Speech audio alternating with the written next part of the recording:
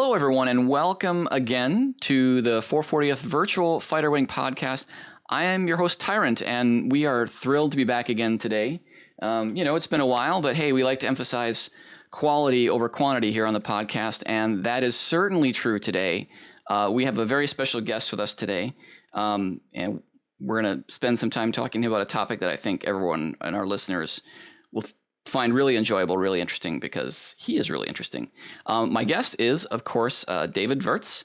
And rather than do a bad job of explaining his very interesting job and activities in life, I think I'm just going to go ahead and, first of all, welcome, David. How are you doing today? Yeah, I'm fine. And thank you, Tyrant, to be your guest today. And yeah, I'm looking forward to this very good conversation. I'm glad to hear that. I find it hard to believe you'd be looking forward to it quite as much as I am, but that's great to hear. So like I said, we're going to let you introduce yourself and talk a little bit about what you do. And I think at that point, it'll become obvious why we wanted to have you on, but I'll throw it to you there. Okay. Hi, everyone. My name is David, as mentioned. I'm 36 years old. I'm from Germany, and I'm active officer in the German Federal Armed Forces. And yes, I'm a JTAC and furthermore a JTAC instructor. I spent 18 years in the mountain infantry, then became a JTAC, and then 4 years a platoon leader for the Joint Fire platoon. And I switched my branch last year, October, and now I'm in the Air Force, but still in the mountain infantry and in the German Alps. And now my profession is to train young JTACs, to train JTACs per se, and to kick off CAS access. So these are close air support exercises for JTACs, and in close cooperation with the infantry forces for sure. And our main effort is close air support in mountainous terrain in winter and in summer as well. And on top of that, we will train a lot in different terrains, like in Norway or in Spain, in desert terrain, so to say. And that's pretty much it. Yeah, well, I mean, right there, I think people can already understand why we're so excited to talk to you. I think it's a great story how kind of you came to be on the podcast. Micro, and you were apparently, I think I have this right, you were at his house and you fell to talking about, some of what we do here. And sounds like you were maybe a little surprised about the depth to which we get into the sim and the level of knowledge that is reflected, since, most of us are civilians and don't actually fly even like commercial aircraft. And so I think Micro got a chance to show you a little bit about what we do around CAS, and it sort of tickled your interest. Did I get all that right? Yeah, that's absolutely true. I can vividly recall when I met Micro first time. We both were invited in a wedding of a friend of both of us. And Micro turned out to be the first civilian I ever spoke to whom I didn't have to explain what a JTAC is or type 1 or 2 control. So that was the start of a good friendship. And I had the chance to visit him this year, and he showed me around in his house and for sure in his simulator. And yes, I was really impressed and amazed about the proficiency you guys are working in your simulation.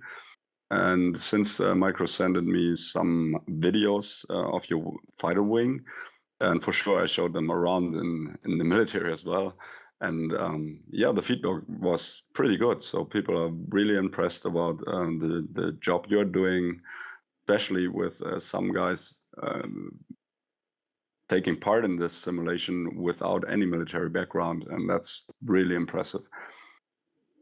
Yeah, and it's interesting, right? So, before I did the training that we have, and to give credit where credit is due, the fighter wing that some of us had been in previously, the first virtual fighter wing, they're still active, but not in BMS, was where I first learned to do the CAS work and got FAC qualified. And my understanding is FAC, Forward Air Controller, and JTAC, which, if I remember right, stands for Joint Terminal Attack Controller. Did I get the acronym Yeah, right? that's right. Yeah. Yeah, so those are the same thing, right? FAC and JTAC are just two terms for the same job. Is that correct? Yes, not too long ago in the NATO, we called them all FAC. So we had FAC, all the guys on the ground, and FAC A, Airborne. And they changed this terminology not too long ago. I think it's, say, 3 or 4 years now. And they renamed it to JTAC because that was the word the US uses. And with all the nationalities do not want to get confused with different names, we agreed on one acronym, and that's JTAC by now. JTAC, right. So like I was saying, so first of all, thanks for the clarification. But like I was saying, I was that guy. I was that civilian who would not have known what a FAC or a JTAC was until I went through that training. And I have to say, it is, we have a lot of training, and some of it is, most of it's pretty darn good, and some of it is pretty darn difficult. I think the FAC A training that I did was the most difficult thing, maybe with the exception of when I was learning to do air-to-air refueling, but certainly in terms of operationally, the FAC and even the CAS stuff before it was, there's a lot going on and a lot of things you got to get right. So I'm kind of curious whether that matches with what you've heard pilots say, or whether you feel that CAS operations are challenging in the sim because they're also challenging in some or in different ways in real life. Oh, it is absolutely, and you can recognize very early when you work with a pilot, he's really proficient or he has only basic knowledge. So I went to the weapon instructor course of the Typhoon, the German Eurofighter. And that was the first time they implemented air to ground, because for them it's a new role, so to say. And they struggled really hard, and but they managed to get very good right now. Still try to improve because it's only one role and they have several, maybe comparable to you guys, because I think you fly different scenarios as well. But they figured out it's really challenging, and if you want to do it right, then there's a lot you have to think of, and there's even more you can screw up. Yeah, right.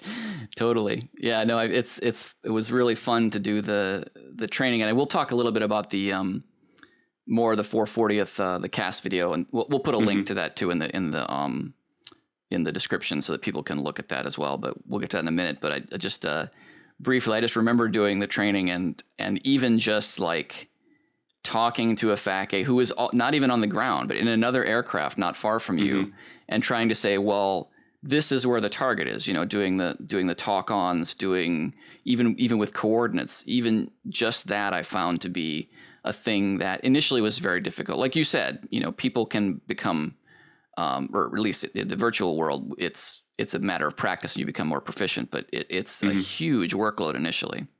It is, absolutely. Yeah. And on both sides, actually. So what I hear from the pilots, it's really a big workload for them in the cockpit, because they have to do whatever pilots do to keep an aircraft in the air. And in addition to that, they have to try to follow every single word that JTAC passes them, writing everything down, punching it in the system, try to look through the targeting pod or out of the canopy, and find themselves in what is described by the JTAC. So it's a lot about SA and a lot about knowledge of your system, how to set everything up, and it's it's a lot of work for the brain. Yeah. So I'm curious, in the course of the work that you've done, and actually that'll be my next question, is whatever you're able to share with us about some of the CAS work that you've done in real life. But I'm curious whether you've worked with the Viper at all, whether you've been a controller for F-16s, and if so, how that differed from other platforms, and if not, whether you think there's anything about the F-16 that makes it particularly suited for the CAS role, or not so. Yeah, actually, um, to answer that question very quick, I worked with two ship of F-16 once, Hmm. and that was one of my evaluation actually. Um, yeah, but didn't differ too much Hmm. from any other fast mover. I'm pretty sure they are multi-role and they are really proficient in what they're doing because they've flown CAS in a lot of theaters, I guess. So most of the aircrews should be very proficient in what they're doing. But for the work itself, yeah, there was not weren't too many differences. So Sure. I worked with Rafale, with Mirage, with Eurofighter, with Tornado, yeah, for sure A-10, and had some Czechish L-159ers Alcar. Hmm. Maybe I forgot some F-18 for sure. Hmm. So yeah, in the end, it's you have to know how to work with the different assets. So especially for which altitude they prefer Mm. and which space they need for their wheel and stuff like that. But in the end, it doesn't really matter too much. You can do some things with some aircraft and some you can't. So, for example, the A-10 is the A-10. Hmm. Or if you have a B-1 on station, then yeah, he has maybe more than two bombs. But in Right. the end, to get that get the job done, yeah, if you know the procedures and everybody knows what to do and you do a good job, then yeah, you can make an impact with any assets you have. So it's interesting you say more than two bombs with the B1. That's funny, first of all. But you know, I know that in the one of the things I think that we tend to do in the simulator is we can get away with certain things sometimes that I think probably aren't as realistic. We do strive for realism, but Hmm. I know that I've been on cast missions where I've just loaded up, you know what I mean? Just like put, Hmm. you Hmm. know, Hmm. two triple ejection racks on each wing, or can't remember, but you know what I mean? Just like totally Yeah, maxed it out. And I'm, you know, having talked to a couple real life pilots, they're like, yeah, when I flew in Iraq, we never did that. It was like two bombs and you flew out and you dropped them, you know, sometimes even in pairs, and then you were done. So it's interesting to hear you confirm that once again. yeah, sure. I think 4 bombs or maybe 6, depending on the aircraft, Hmm. is pretty normal. But when it's more, yeah, B1 maybe. Yeah, And right. then you have to say that we have to make a difference between is it a scheduled CAS mission or pre-planned, so to say, or is it immediate CAS? Then you will get whatever is available. So Mm. maybe a set of aircraft is on a different mission and they already defended some of their ordnance. Then they will show up with everything that's remaining, and that can be bombs, and that's it. Hmm. So you never know what you get. Right. So now you mentioned having worked with Vipers in a training scenario, but you've actually deployed as a FAC and done this for um, real. No, actually, I have been deployed, but that was by a time where I haven't been a JTAC. Gotcha. And since I'm a JTAC, our scenario for Germany, yeah, they are right now on a very low level. So the only thing, or the only theater we have JTACs right now is Afghanistan, and only for training purposes, since the policies have changed. And I think that's the same for the Americans as well, that we leave more and more responsibility to the Afghan nation or government. So we do not want to drop anymore. Mm. And by now, there's no real scenario where we actively use JTACs. That may change in future, but you never know. Actually, that's a politician thing. Hmm. Right. And so you're sort of unique, maybe not unique, but unusual in that you are both in the Air Force, and I think you mentioned that you're still mountain infantry. Did I hear that correctly? Yeah, that's true. Because yeah, I used to be mountain infantry platoon leader, as I said, and my time in the military, yeah, tended to be up in February, but they asked me if I want to sign up for 2.5 more years because they are lacking of people with experience in this area. And I agreed. And for this new treaty, I was transferred to or the new contract, so to say, I was transferred to the Air Force, and the Air Force has a liaison element on brigade level. And this is only 4 guys, and we on the as a liaison element, as I said, in the Mountain Infantry Brigade, and this consists normally of the air liaison officer, the JTAC evaluator, and somebody who does the airspace control Gotcha. things. Gotcha. But the ALO, so the air liaison officer, he retired last year or beginning of this year. Since they didn't find anybody to replace him, I have to do the job for the next 24 months as well. So right now I'm a JTAC instructor. I will go on my JTAC evaluator course in November, hopefully. In the same time, I'm doing the job of the air liaison officer. And we have a liaison element on division level as well. And the JTAC evaluator, who is normally on this level, he went to the States for some time. So I have to do the job as well right now. And and actually we're lacking of JTAC instructors in our division. So I'm doing actually the job for almost everybody in the division. So it's a lot of work, to be honest, but it's a lot of fun as well. Yeah, it seems to me that I don't know if this is something that's even more true now, but it's certainly been true for a while, that the coordination between the air assets and the infantry is critical. It's a critical Absolutely. capability of the more advanced militaries, and you're right there at the heart of that. I'm curious if you were at all on the other side of that when you were. I mean, something led you to be JTAC. I don't know if that was, if you had experience of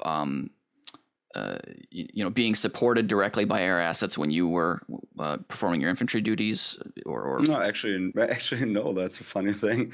When I came back from my university, I was transferred to the military, to the mountain infantry again, and I introduced myself at the office of the commanding officer, the battalion commander, and asked him what my job would be. And he was like, "Oh yeah, there's so many changes right now, and maybe you should be flexible because maybe you are one day this and the next day that." And that's not what I expected to be. So I heard of joint fires, but didn't exactly know what it is, this JTAC thing. But I said, my English is pretty decent. Maybe you're looking for somebody who's going to the JTAC course. And he said, "Oh yeah, I recall that one." And that was actually the start of it. So they sent me to the course with actually almost zero preparation, which is really funny because it's not unusual that about 70% drop off the JTAC course. Really? They really look for the guys they want. And there are so many opportunities to fail that it's easier to drop out than to complete the course. So I went to that course, but I was really lucky because we had an ex-tornado flyer in our course, and a lot of dudes who were JFOs or supporting NCOs of the JTAC before, so they knew the job actually, and that helped me a little bit through because I could learn even after the lessons from those guys, just with chit-chatting with them and picking up what they told me. So I was lucky enough to complete this course, and that was my graduation in 2014, I guess. I always compare it as a driver's license. So you make your driver's license, but after that you start to learn how to drive. Sure. So you need all the experience. And that's really challenging because you have to do a lot, and you have to control a lot to really gain the experience with all the different pathologies. And right now I'm pretty much not the best JTAC in the Federal Armed Forces because there are so many guys who have so much more experience. But I'm learning every day, and right now my experience is pretty fair. And yeah, now I train other younger dudes in preparation to the course. But still, many of them drop out in the last week of the course, so that's really unhappy. But it's more because the stress level rises, not because they do not have the knowledge. Right. And I imagine, it's given the possibility of, making a decision that could have really the worst consequences. I would imagine that you only want people that are completely committed and going to take it all the way to where it needs to be. Exactly. And since we are now in the situation, as I pointed out, that we do not really need JTAC in scenarios right now, this gives us the luxury to really the guys with the right mindset and the right skills in the community. So when the time comes that we will need JTACs again in some deployment, then we have a good community. Sure. That's a policy they are doing right now. Well, that's a pretty good segue into one of the other things I wanted to talk about, which is, we want to pick your brain and help us get better. And yeah, sure. So I'm curious. It sounds like you had a chance to watch the video that Micro put up for the CAS operations, CAS training that we did here at the 440th. Yeah, absolutely. I watched it several times, to be honest. Oh, great. I'll take that as good anyway, but we'd really love to hear your feedback on it. I mean, especially, of course we want to know, what you thought was good, but, in the spirit of always improving, which is a thing that as virtual pilots we strive to do. We have debriefings and all that. What you thought that we could do better. And just love to hear what you thought about the video. Yeah, cool. So first of all, this mindset is maybe something we have in common, and what I experienced from the fighter pilots as well. We always strive to get better, and normally when a control or run from JTAC side does not run so smooth or so good as we expect, then that's a good thing, because then we can learn from it. From my point of view, it's always hard when you say, "Oh yeah, everything was cool," because Right. then you cannot learn anything from it. Right. That's nice for your ego, but yeah. So that's the first. Then, as I said, I watched the video several times and I showed it to some other dudes. And right now I have one WISO, so weapon called system officer, the backseater in the Tornado. Yep. He's in our unit right now, and I showed him the video, and he was really impressed about, wow, that's like in real world. They start in the hangar and doing all this, blah, blah, blah. I said, yeah, that's impressive, ain't it? So first of all, that's why I want to say it's really impressive your state of training you are right now, especially you do not do it full time. Yes, definitely a hobby. No one gets to spend as much time on it as they want to. I can guarantee you that. Exactly, and that's really, I have respect for that, to be honest. And it's really, really good to watch this and hear this radio conversation and see how you do your procedures. Yeah, but as I said, as an instructor, I'm always trained to find things where you can improve. And so I took some notes, and for sure I can give you some points. It's only, as I said, it's only feedback, and you can take it or you can. No, please bring it on. We'd love to hear it. No, please. No, absolutely. We definitely want to hear this stuff. It's good. So there are some minor points, some bigger points, and it's only to give you an opportunity to say, okay, we wanna work on this or that. And my first impression was like, okay, it was like I had the impression you did a lot of different roles before, let's say air interdiction or air to air, whatever. Yes, and that's now true. You try to get into this air to ground role, and that's a big step, as we discussed before. So it takes some training, and you're doing the good steps right now. First of all, I have to say, I think the scenario was like friendlies were about 12 nauticals away, which is chilly. It's a long way, is what you're saying. It is a long way, actually. Just to give you a point about close air support, where it can develop to, is like, I have good stories of some JTACs who dropped in real life scenario not more than 50 meters in front of their own position. Mm-hmm. And then you get into something which is really, really hard to do, and which explains why it's so crucial to have this air to ground integration, because that's impossible to do only from the air, because you cannot determine who is who and what are they doing and who belongs to who and blah. Right. And that's the point that JTAC kicks in, and when close air support really gets funny. So that's for that. But as I said, for transferring the roles or getting into a new role, that's absolutely fair to start with a scenario like that. And that's a good way to get into the procedures. But that was just as a point where you can develop if you wanted to, because I think that you do different roles, or maybe you will only try out some air to ground. But if you want to get into that, I can help you to go there. Oh, and it'd be great, because I don't know if Micro mentioned. So first of all, if that was the training scenario, you're absolutely right. We chose it because these are probably the first time for a lot of people. Cool. But definitely a lot of big focus for us is flying what we call campaign missions. Sorry, I don't know how familiar you are with BMS.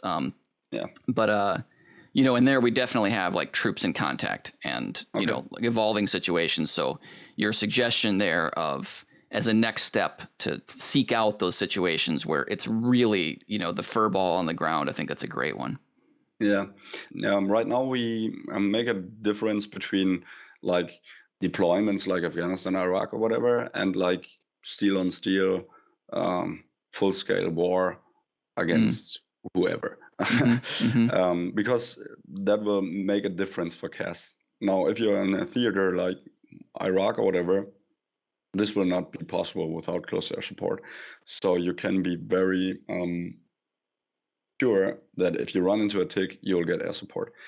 This will change if you go to full scale scenario, because then the air power will have to do different jobs like air interdiction, air to air, whatever. And maybe there's a portion which is allocated to be CAS, but in a completely different scenario, so to say. Because normally if you go to Iraq, for example, or Afghanistan, whatever, then the JTAC will get he will send a tick banner first to request for air support immediately, and he will get, let's say, 10 to 15 minutes later, he will have his air coverage. In the same time, restricted operation zone, about normally 5 to 7 nauticals radial around the position of the JTAC, with a deck of, let's say, 15,000 feet. And everything that moves into this ROS has to be coordinated by the JTAC. So he's the airspace owner. He will say what decks or what blocks everybody has to use or to work on. And when somebody will engage, he has to deconflict all the other assets, for example. This will be different in a full-scale scenario, because not every JTAC will have his own ROS. I will assume that maybe on battalion level, the battalion will have a ROS, and some coordination element will take the airspace ownership. Germany, we have a coordination element on battalion level, coordinates all the JTACs and, let's say, the mortars and whatever. But I know, for example, our friends from America, and we work a lot with them together, they do not have this unless the Marines, they do. Whatever. When a certain portion of air power is allocated to, let's say, a battalion or brigade or whatever, and they decide to use close air support in a full-scale scenario, then it will look maybe a little bit different than to solve really tick situation, but more to take out high payoff target or high value target, or to be flexible on the battlefield. Let's say a tank company try to outflank, then you can do this with a Type 3 control and get rid of this or whatever. So there is a difference between the scenarios, and I think in your as I get it right, you fly big campaigns on a more or less full-scale scenario war. That's common, although it's as you're talking, I'm thinking to myself, okay, how could we do some of what he's talking? Because it sounds so cool. We do have the ability, to set up arbitrary scenarios. I mean, within the limits of the simulator, of course, but Yeah. we could do certainly smaller scale stuff. We could simulate a small area of a larger conflict using whatever parameters we went to. It's pretty flexible. Like I say, there are limitations, but I'm kind of kicking around in the back of my head. Well, how would we introduce these elements that you're talking about in the simulator? I'm sure someone will figure out a way. One of the limitations we have is that, the people that are involved are generally there to fly, right? We're virtual pilots. And so, every once in a while we will have somebody who will play a ground role or maybe the role of AWACS, but typically we're relying on the... Yeah, I know. Yeah. That's... But I talked to Micro a lot about this. And first of all, if there's interest, then I can do some, whatever you want to call it, webinar or whatever, to give you more detail than we can cover today, about techniques and procedures or whatever you want to talk to, or whatever you want to know. They would love it. And and the next thing is, if there is a opportunity to implement this role more, and you need some guys who play the guys on the ground or whatever, then I'm pretty sure I will find a lot of JTACs who will do this in their free time because they think it's cool or whatever. So the sound you just heard is of me drooling, right? Like, it's very appealing. We will have to definitely talk about how we would make this work. I think it sounds like an awesome. I think everybody would have a super amount of fun. Hopefully, your guys as well, but I know we would. Yeah, absolutely. Because we grasp every opportunity where we can training. So for us, it's training as well. And for you, it's an opportunity to train this role with guys who should be proficient. Making a note. Definitely follow. I mean, I'm sure Micro will be talking to you about this, but that sounds super cool. Anyway, go ahead. Yeah, we will just start to implement this, and take your time whenever you say, okay, now we did the next step, and I'm in reach. So great. Thank you. Cool. Okay, I just want to now jump into the video because I did some talking right now, and I found some things I want to discuss right now with you. Sure. First of all, you really... I think you are familiar with the 12 steps of execution as they are written down in the J file, right? It's been a while since I did the FAC training. It might be a year and a half, but yes, overall I am. I might have forgotten the particulars, but yes. Okay, no problem. So you more or less are pretty much in that sequence, which is good. And you started with the check and briefing, or actually with the authentication for sure, and then the deconfliction or the routing safety, and then jump to the SID update. Now the SID update was very general right now because the situation was very general. But you can imagine if things get hairy, then this will be more crucial, because this gives you the mental picture about what's going on the ground, and you are about 20,000 feet in the air. Right. So there are some forums you can use to do not forget any crucial information. So there are different abbreviations. Like one of the word is TDFAC or H, which means threats, targets, friendlies, artillery, clearance will be given by, ordnance, restrictions, localized, seed, and hazard. Gotcha. Now the new word is like TFACR, which means threats, enemy, friendly, artillery, clearance, restrictions, and hazard. And if you implement that from the root, then people know what they will expect when the SID update gets a little bit longer. Because when everybody sticks to this, then the pilot knows what comes next, and it helps them create the notes and the mental picture in the cockpit. Makes sense. But that's only a tiny point, and no big deal, actually. The only really big deal I found is like you did BOC for the first run, as I recall, right? And I didn't hear any panel readback, which is absolutely mandatory. If I do POC, then I have no further correlation. So in the end, the ground, or either the FAC-A or the ground element, will pass a coordinate, and the pilot will write it down on his knee pad. Then after that, he will put up his system and punches the coordinates which he wrote down on his knee pad in his system. loads the coordinates into his weapon system, this will pass the coordinates to the bomb. So if for any reason he confuses some numbers which he wrote on his knee pad while punching it in the system, then he has a fuck up and nobody has the chance to cover this. That is why there is this mandatory step which requires pilot to read back the coordinates he has actually in his system, so the JTAC knows, okay, he punched the real coordinates in the system. Because the normal readback is only from the knee pad, or maybe he reads it from the panel, then he has to say, okay, this readback was from a panel. But it's not mandatory to do the first readback from the system. Gotcha. So most of this stuff, especially here in the NATO, especially in Germany as well, is legal stuff. Because when we employ bombs on the battlefield, then this is for sure the biggest ordnance we can engage. There's no bigger weapon we can use from the ground than a, let's say, 2000.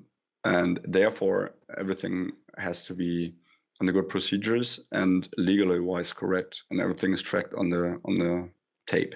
Because if something happens, there will be a lot of people dressed in suits and wearing ties, right, and listening this tape over and over again and find out if everything was good. So that's why these minor things make a big impact. No, I know we've had guys punch things in wrong. I know we have. In fact, I don't remember, but I probably did it myself. So it's a great point for our procedures as well. Okay.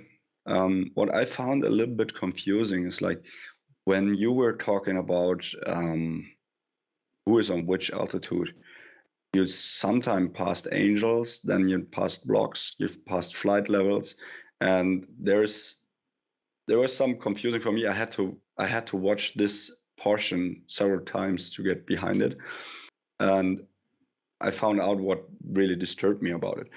So angels is nothing more than altitude, and it's not linked to a specific QNH, whereas flight level is always linked to 1013 QNH, standard QNH.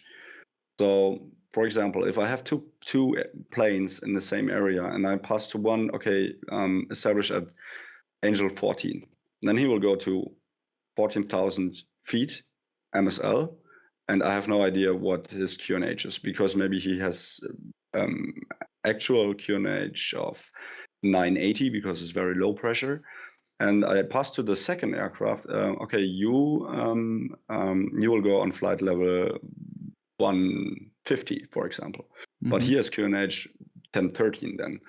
So in this difference of the QNH can end in both being on the actual same altitude, because they have different QNH settings. So what we do is two things. First, we always deconflict with the same thing, especially in the higher altitudes. So maybe if we have some choppers operating below, then we say to them, okay, go to, you will operate ground to 6,000 feet, because there's no problem for the fast movers to collide with them, because they're way above. But if I have decks which are stacked for fast movers, then we all put them on flight levels or on angels, but all the same. Or we establish one QNH being applicable in this area. For example, the first aircraft shows up. I ask him, okay, which QNH do you have set? And he said, maybe I've set 1008. And I say, okay, this is the actual QNH then for me. So every other aircraft checking in later, I will force him to set the QNH on the same figure. So then I can prevent that. I hope I didn't make the point clear. I wanted. Oh, yes. No, it makes total sense, especially because, we're all flying the Viper. So we're very likely to be deconflicting with another aircraft that's, exact same capabilities. And it's a great point. Another thing was like when you were talking with blocks, and I think it was even written down on the knee pad. And I discussed that with Micro, and we did even look it up in the JPUB. A block, we work with blocks again, as well, yeah. But a block is always two altitudes, actually, because it means like 14 blocks 16. Then it's like your block is between 14,000 to 16,000 feet. This is a block. You can maneuver into it. But in this video, often it was like block 16 or so, which is no actual block because it's one straight altitude. Yeah, I found this out, and I thought about a lot about this because that's a big point for us. It's very important for us to keep the aircraft safe and deconflict it with other assets. And this is really one of a big part of the work is deconfliction and airspace management, and that's why we really take a look at it. Okay, then I was like in the 9 line, we had the BOC, and the line 7 was like marking with Willy P on request or so. Mm-hmm. And I was asking myself, okay, why would somebody mark for a BOC? Because right. he's not even required to have his eyes on the target. Right. That's probably just a place where we had written. I mean, this exactly. is, you know what I mean, right? Like reading the script. Yep, totally. Like always. Yep, it sounds cool, right? And that's part of the fun for us is like we get to say these things, and be on the radio. We have the same in real life as well. Oh, really? Like, for example, attack heading 180 plus or minus 10, this plus or minus 10. And we always try to get rid of this because whenever somebody gives an attack heading of my JTACs, I ask him, okay, why? Why do you give him attack cone 20 degrees each side? Why not 10? Why not 30? So you need you need a reason for it. We do not want to restrict the aircraft or the pilot too much, but we have to restriction as much as it's necessary to keep the thing safe. So only to say things because like, okay, plus or minus 10 sounds cool. No, I do not buy this at all. So I always try to ask questions to force people to think about what they're actually doing. So we have the same thing. Same, for example, and that what really put a smile on my face was like expect clearance on final, because this is a wording which is very common, especially for our new JTACs, and we always try to get rid of it because for sure, expect clearance on final. Is there any other time we can expect it? For sure, you get it on the final. It's like, yeah, we don't need it. Yeah. So call in with heading would maybe be better. Then I know, okay, because I don't know which engagement was the second, the third. I cannot really recall it. He set up for the attack, I guess, and he already got the clearance. He wasn't even in, which was, from my point of view, maybe a little bit early. But yeah. This is great. No, I mean, this is fantastic. This is the sort of thing that I guarantee that, if we had the opportunity to sit down after a flight that I did and we went through things like this, I would be like, this is exactly what I would want out of a training, or even after a combat mission, to go through in this level of detail. So this is all very much appreciated. I cannot. Well, I'm looking forward to the time when we actually manage that I can participate at one of your missions. I would love to do that. Really, that would be amazing. And then debrief, or first of all, briefing, mission planning, doing all of this. I can provide you conopsis, spins, whatever. That would be fun. Cool. No, it'd be great. Right.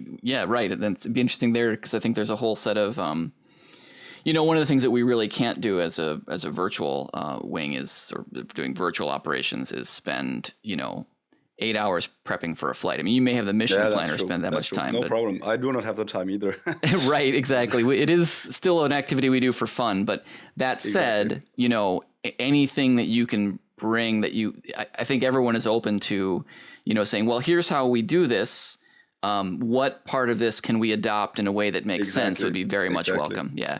Exactly. Cool. Yeah. Well, I can't thank you again enough for all the time and all the offers of assistance, and we are very excited to have spoken with you, and super excited to continue to get opportunities to geek out on this stuff with you, whether that's in the form of a mission or just chatting, or both. It's great. But thank you so much for coming on today. It was absolutely fascinating to hear your feedback and to hear about your experiences and your work. So I just really, really enjoyed it. Thank you so much. No problem, really. I have one last point I want to address, and that is that I started training and coaching for resilience and being have a psychological strength, especially in stressy situation. And I started to coach my trainees as well, and to give them this training, how to deal with super stressy situations, how to relax, how to focus on all of this. And maybe that can be from any help for you guys as well. Micro knows it. He participated in one of my trainings. So if that sounds interesting for you as well, then just give me a message or a call, and we'll find a way.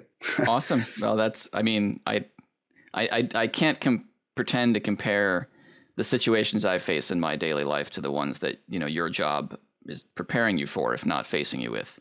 But I do think that sort of learning to deal with stress is the kind of thing that pretty much everybody could benefit from. So I appreciate that. Exactly. That's my experience as well. And I work with a lot of people, not only military, but a lot, and from a lot of different backgrounds. And they all are happy to have some tools to apply that. And I absolutely agree. We all can use that, and it makes our life easier, and we can save energy over the day. Totally. Awesome. Okay. Thank you so much. Thank you very much. All right. Well, thank you too. And we'll go ahead and say thank you and goodbye to David, and also thank you and goodbye to our listeners. Thanks a lot for listening. Bye-bye. Catch you next time. Bye-bye. Yep. Bye.